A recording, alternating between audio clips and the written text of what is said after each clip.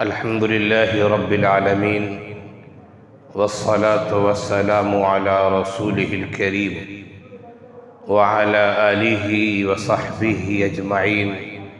أما بعد، فإن النبي صلى الله عليه وسلم قال: خيركم من تعلم القرآن وعلمه، أو كما قال عليه الصلاة والسلام.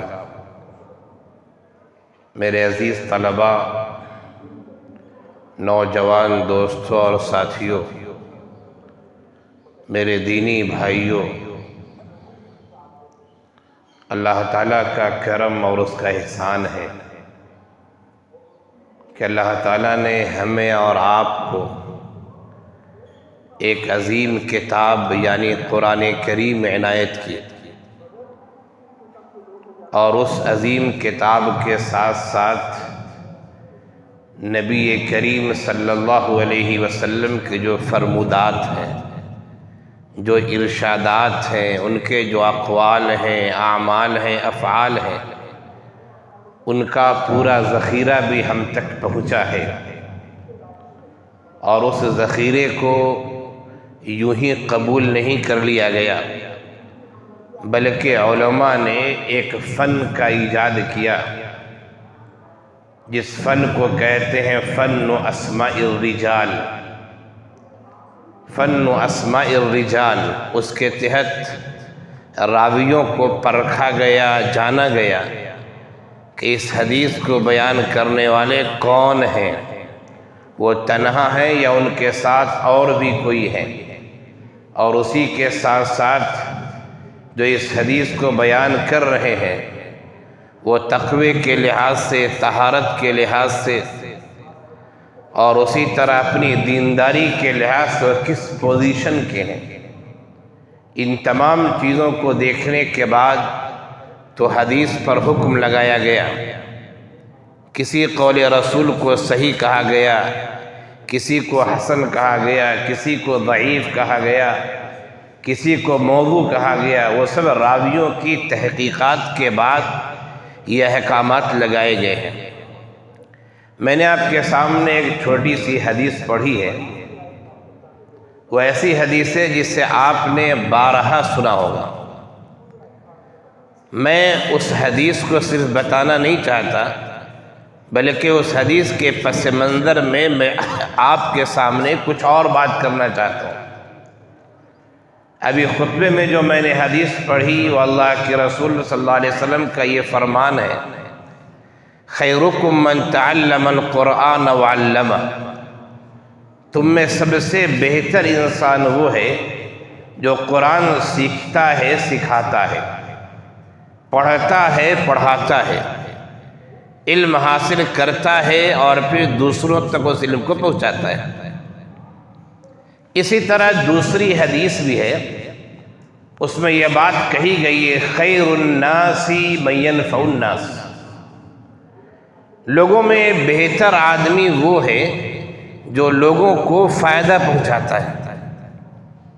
اسی طرح ایک اور حدیث ہے جس میں یہ بات کہی گئی ہے: خیرکم خیرکم لأہلہ. تم میں سب سے بہتر انسان وہ ہے جو اپنے اہل و عیال کے لیے، گھر والوں کے لیے بہتر ہے. اسی طرح ایک حدیث میں یہ بات ارشاد فرمائی گئی: خیرکم من طال عمرہ وحسن عملہ. تم میں بہتر وہ ہے جس کی زندگی لمبی ہو، اسے دراز عمر نصیب ہو، اور اس کے اعمال بھی اچھے ہوں. ان احادیث یا ان جیسی دیگر احادیث کو دیکھنے کے بعد آدمی کے اندر ایک طرح کی بات، اور کہا جائے کہ ان کے ذہن میں ایک طرح کا خیال آتا ہے. میں نے جو ابھی آپ کے سامنے اختصار کے ساتھ جو احادیث پڑھی ہیں، ان سب حدیث میں یہ بات کہی گئی ہے: خیرکم، تم میں بہتر وہ ہے، خیر الناس، لوگوں میں بہتر وہ ہے. اب یہ اور ان جیسی احادیث کو پڑھنے کے بعد ذہن میں ایک سوال پیدا ہوتا ہے کہ بہتر کون ہے؟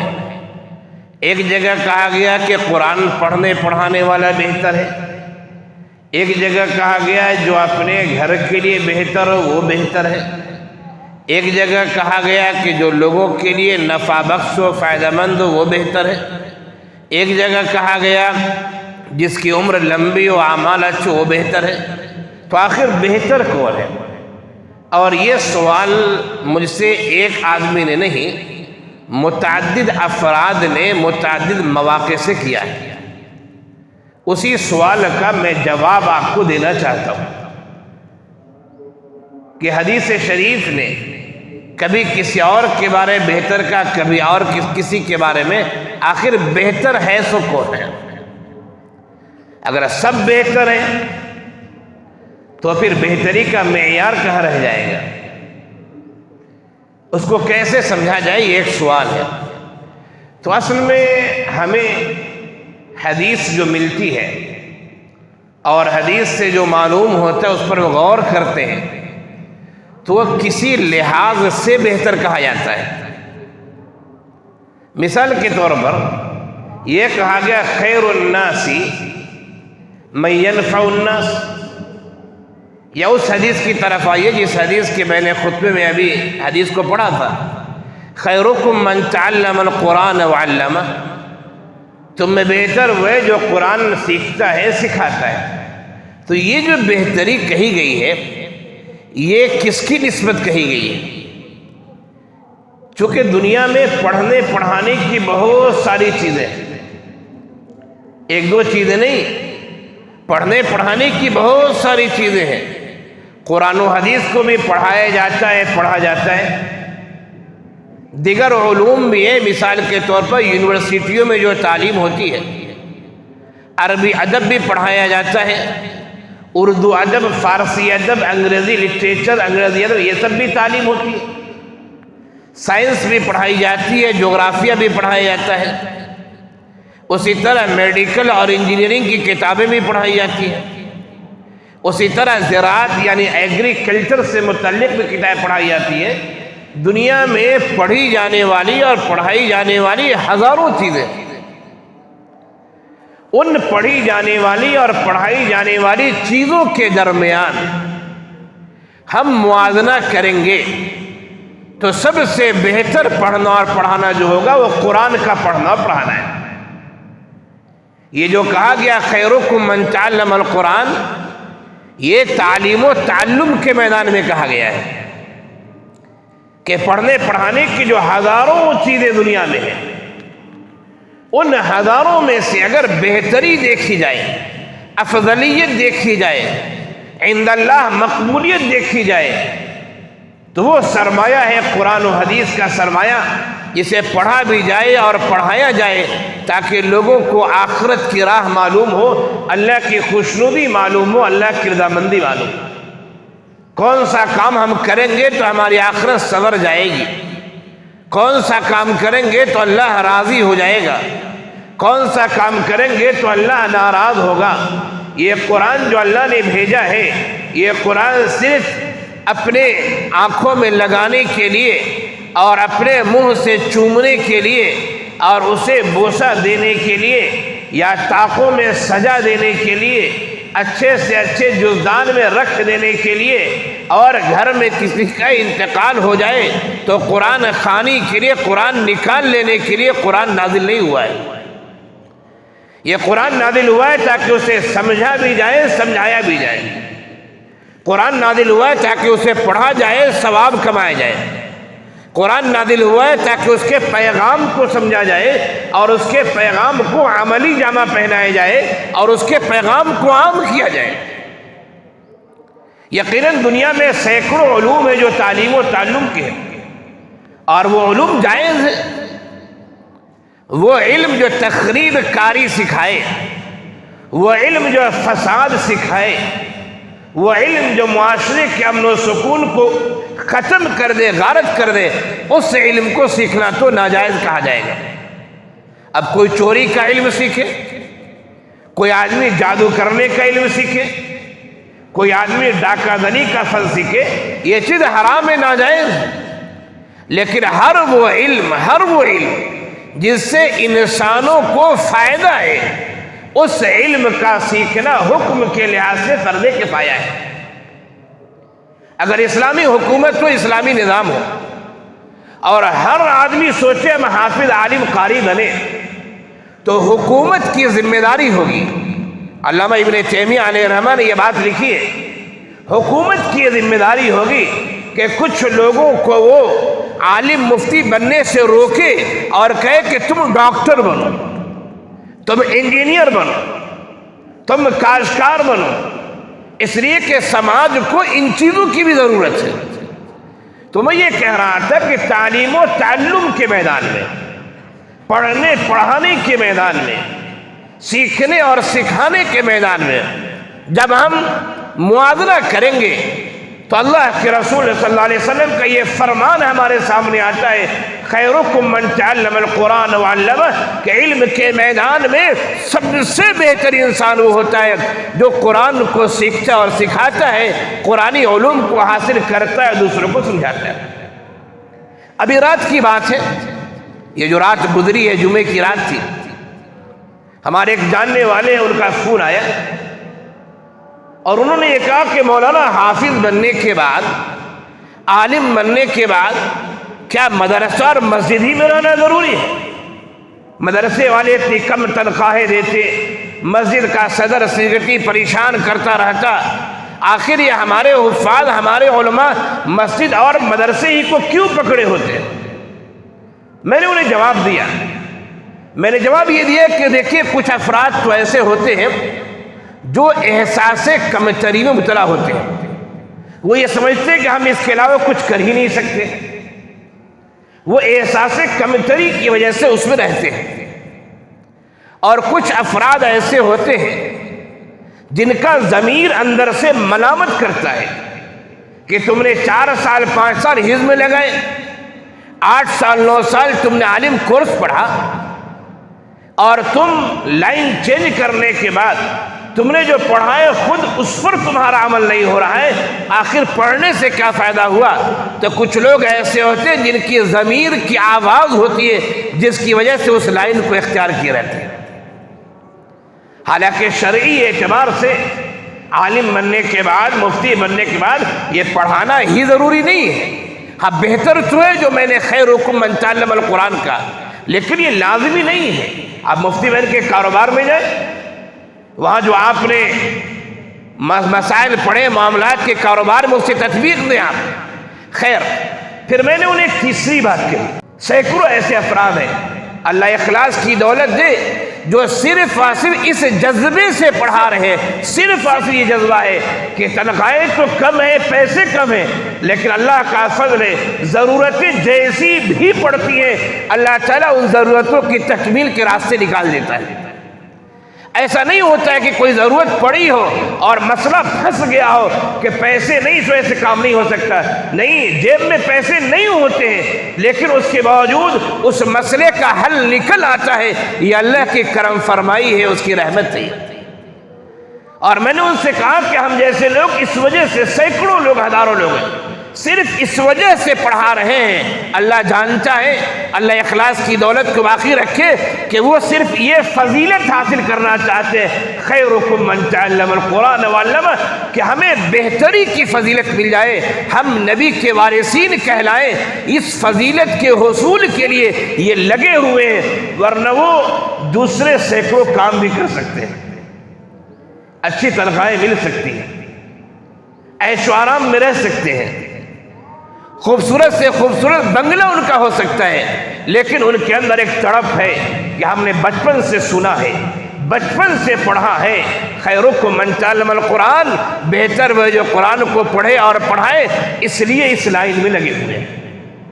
تو میں یہ کہہ رہا تھا کہ بہتر کون ہے، بہتر کون ہے، بہتر کون ہے؟ لوگ یہ پوچھا کرتے ہیں کہ مولانا اس حدیث میں وہ، اس حدیث سے وہ، تو میں نے بتایا آپ کو کہ میدان دیکھا جائے گا، کسی چیز کے مقابل میں وہ بات کہی جاتی ہے، تو تعلیم و تعلم کے میدان میں سب سے بہتر وہ ہے جو قرآن کو پڑھے اور پڑھائے۔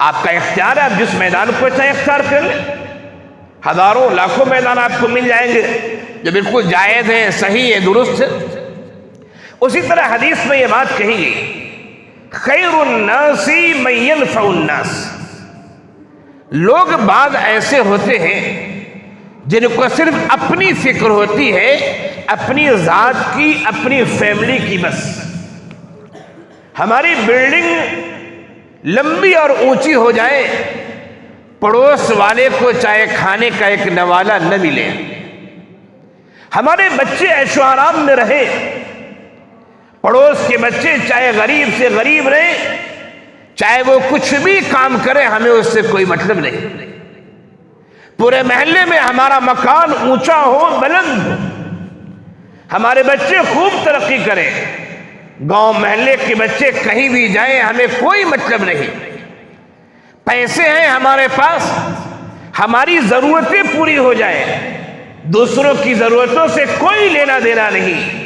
اس پس منظر میں کہ آدمی اپنے لیے مفید ہے وہ بہتر ہے، یا وہ آدمی جو اپنے علاوہ دوسروں کے لیے بہتر ہے وہ مفید ہے؟ فرمایا خیر الناس من ينفع الناس، لوگوں میں بہتر وہ ہے جو لوگوں کے لیے فائدہ مند ہوا کرتا ہے۔ ایک جانور بھی، ایک کتا اور بلی بھی، ایک خنزیر بھی، ایک عام جانور بھی اپنی غذا کی فکر کر لیتا ہے، اپنے چھوٹے چھوٹے بچوں کو پال لیتا ہے۔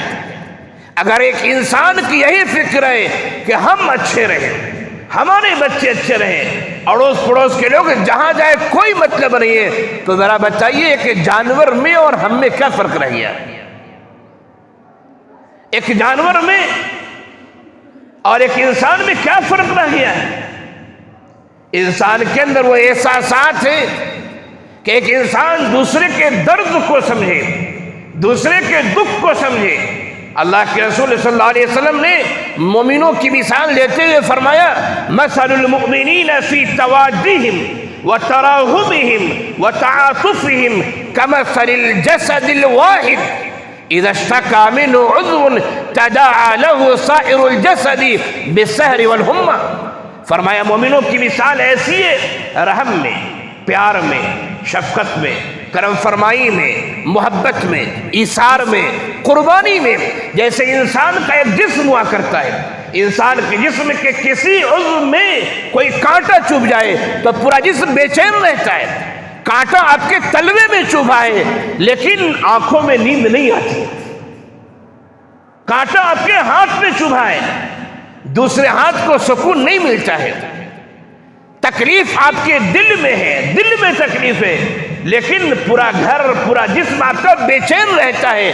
مومنوں کی مثال ایسی ہے، انسانوں کو ایسا ہونا چاہیے، اپنا پیٹ بھر جائے وہ بہتر انسان نہیں ہے، اس انسان کو تو کہا جائے گا کہ وہ کہا جائے مفاد پرست انسان ہے، وہ خود غرض انسان ہے، وہ استحصالی کیفیت والا انسان ہے۔ تو اپنے فائدہ اٹھانے، دوسروں کو فائدہ پہنچانے، اپنے کام آنے، دوسروں کے کام آنے، ان سب کے مقابلے میں بہتر انسان وہ ہوتا ہے، یا ان میں بہتر انسان وہ ہوتا ہے جو لوگوں کے لیے بھی مفید ہو۔ خیر الناس من ينفع الناس۔ اسی طرح آقا نے فرمایا خیرکم خیرکم لأہلہ، تم میں بہتر وہ ہے جو اپنے گھر والوں کے لیے بہتر ہے۔ بہت سارے ایسے لوگ آپ کو ملیں گے، دوست و احباب میں خوب مٹر گشتیاں کرتے ہیں، دوست و احباب کے ساتھ خوب ہنسی مذاق کرتے ہیں، لیکن جب گھر میں آتے ہیں تو شیر بن جاتے ہیں، بیوی بھی تھرانے لگتی ہے، بچے بھی ڈر کے مارے کسی کونے اور گوشے میں چھپ جاتے ہیں کہ بابا آ گئے ہیں۔ ایسا شوہر، ایسا باپ بہتر نہیں ہو سکتا ہے۔ باہر تو اپنی خوبیوں کے تذکرے کر رہا ہے، دوستوں میں پیسے لٹا رہا ہے، دوستوں میں وقت دے رہا ہے، لیکن اپنی آل اولاد پر نہ پیسے ہی خرچ کر رہا ہے، نہ اپنی آل اولاد کو وقت دے رہا ہے، نہ ان کی ضرورتوں کی تکمیل کر رہا ہے۔ ایسا انسان بہتر انسان نہیں ہو سکتا ہے۔ تو گھر کے لحاظ سے اور باہر کے لحاظ سے، گھر کی دنیا، باہر کی دنیا، ان دونوں دنیا کا موازنہ کیا جائے تو بہتر انسان وہ ہے جو اپنے گھر والوں کے لیے بہتر ہے۔ گھر والوں کے لیے بہتر ہوگا تو باہر والوں کے لیے مفید ہو سکتا ہے۔ اس لیے اپنے گھر والوں کے ساتھ انسان کو اچھا ہونا چاہیے. گھر والوں کے ساتھ اخلاق اچھے ہیں تو اس کا مظاہرہ انشاءاللہ باہر بھی اچھا ہوگا. اسی طرح آقا نے فرمایا خیرکم من طال عمرہ وحسن عملہ، تم میں بہتر وہ ہے جس کو لمبی عمر ملے، لمبی خوب لمبی، اور اس کے ساتھ فرمایا حسن عملہ، اس کے عمل بھی اچھے. اور فرمایا کہ شرکم، تم میں برے وہ انسان ہیں من طال عمرہ، عمر تو لمبی ملی ہے لیکن اعمال خیر کرنے کی توفیق نہیں ملی، وہ انسان سب سے برا انسان ہے. تو عمر کے لمبے ہونے کے لحاظ سے اور عمر کی درازی کے ساتھ ساتھ کسی نے اچھے کام کیے، کسی نے برے کام کیے، جب اس میں ہم موازنہ کرتے ہیں کہ سینکڑوں افراد ایسے ہیں جن کو اللہ نے دراز عمر نصیب فرمائی ہے، ایسے اس امت کی جو عمر ہے، امت محمدیہ کی جو عمر ہے، اس کے بارے میں اللہ کے رسول صلی اللہ علیہ وسلم کا فرمان ہے اعمار امتی بین 60 و 70، کہ میری امت کی جو عمر ہے وہ 60 اور 70 کے بیچ میں ہے. اگر آپ 60 سے کراس کر گئے تو یہ سمجھیے کہ اللہ کی خصوصی نعمتیں آپ پر ہیں. اچھے ہیں تو مزید اچھائی کر لیجئے، برے ہیں تو فوراً توبہ کر لیجئے. اور اگر 70 سے اوپر چلے گئے یہ سمجھیے کہ آپ کا بونس پوائنٹ جا رہا ہے، آپ اوور جا رہے ہیں. 70 سے اوپر گئے تب تو آپ کو رو رو کے اپنے گناہ سب معاف کرا ہی لینے چاہیے. اگر وہ نہیں کیا تو سمجھیے کہ دراز عمر نے آپ کو فائدہ نہیں پہنچایا.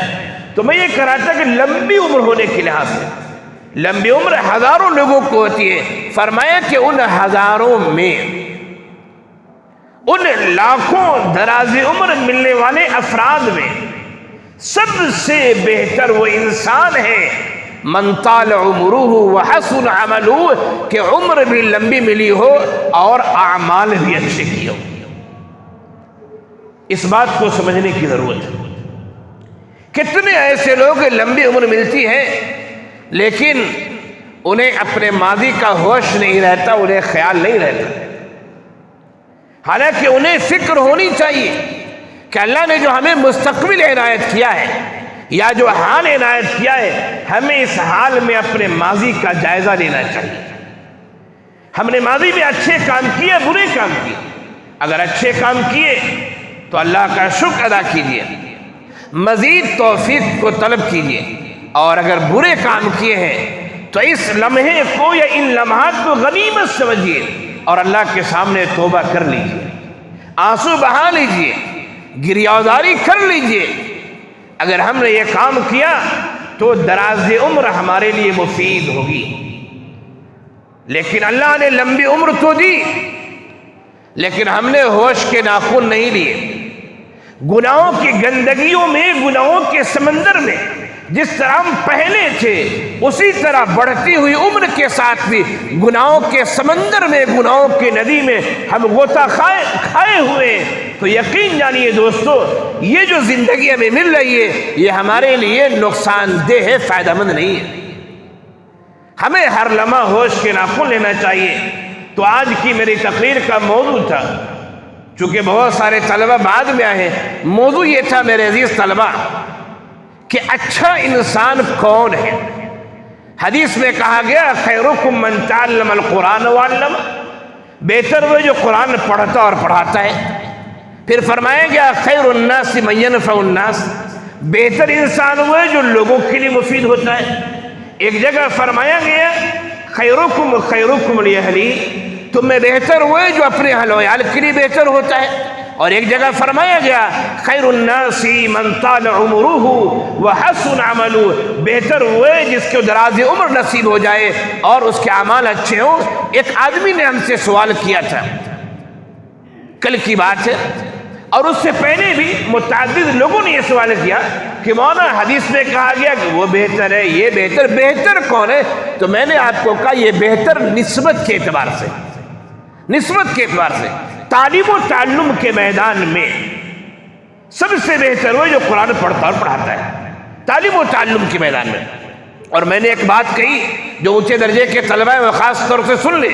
علامہ ابن تیمیہ علیہ الرحمہ کے حوالے سے میں نے ایک بات کہی علامہ ابن تیمیہ نے یہ بات لکھی ہے کہ اگر سارے لوگ پوری رعایا اگر عالم مفتی بننے ہی پر آماد ہو جائے کہ ہم عالم مفتی بنیں گے، تو حکومت کی ذمہ داری ہے کہ کچھ لوگوں کو روکے اور کہے کہ نہیں عالم مفتی بہت ہو چکے، آپ ڈاکٹر بنیے لوگوں کا علاج کرنے کے لیے۔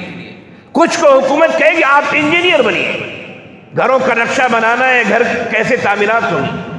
کچھ کو حکومت کہے گی آپ زراعت اختیار کیجئے، لوگوں کو غلے ہی نہیں ہوں گے تو کھانا کہاں سے ملے گا آپ کو؟ تو اگر سب لوگ ایک رخ پہ چلے جائیں تو حکومت ایسے افراد کی تعین کرے گی آپ کو یہ کرنا ہے۔ کیوں؟ اس لیے کہ زندگی کے لیے جتنے مسائل ہیں، زندگی کے لیے جو بھی علم ضروری ہے، ہر علم کو جاننے والے کا ہونا شرعی اعتبار سے فرض کفایہ ہے۔ اگر مسلم سماج میں ڈاکٹر نہیں ہے تو پورے سماج والے گنہگار ہوں گے، تو یہ فرض کفایہ ہے۔ اس لیے ہر میدان میں آدمی ہونا چاہیے، لیکن میدان کی جب افضلیت ہم دیکھیں گے تو افضلیت کی بات وہ آ جائے گی جو میں نے کہی ہے۔ جو باتیں کہی گئی اللہ تعالی ہم سب کو سننے، سمجھنے، عمل کرنے، دوسروں تک پہنچانے کی توفیق عنایت فرمائے۔ وآخر دعوانا ان الحمد للہ رب العالمین۔